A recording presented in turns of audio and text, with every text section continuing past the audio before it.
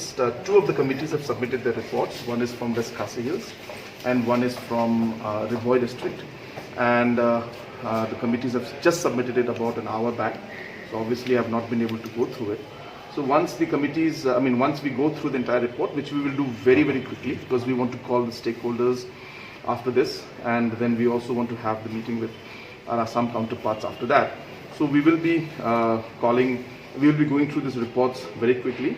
I must take this opportunity to, of course, thank the entire committee and all the members and the chairperson of the committees who have really worked very, very hard. These are all interior locations, but they have traveled, and I think never in the history of the state has such kind of an exercise been conducted. So it's a very, very great and laudable work that they have done.